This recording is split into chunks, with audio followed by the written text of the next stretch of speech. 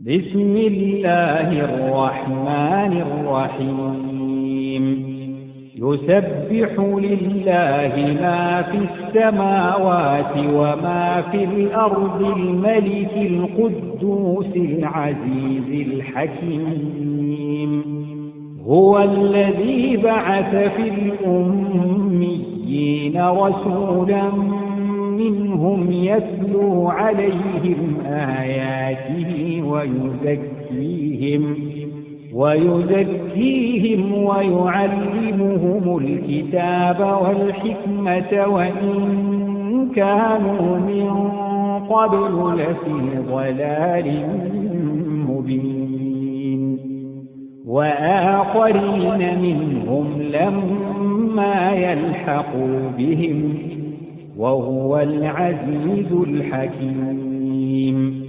ذلك فضل الله يؤتيه من يشاء والله ذو الفضل العظيم مثل الذين حملوا التوراة ثم لم يحملوها كمثل الحمار يحمل أسفارا بئس مثل القوم الذين كذبوا بآيات الله والله لا يهدي القوم الظالمين قل يا أيها الذين هادوا إن زعمتم أنكم أولياء لله من دون الناس فتمنوا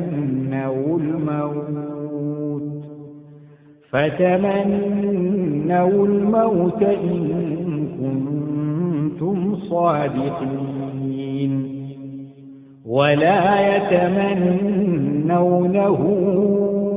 أبدا بما قدمت أيديهم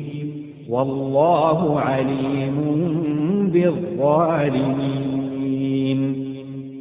قل إن الموت الذي تفرون منه فإنه ملاقيكم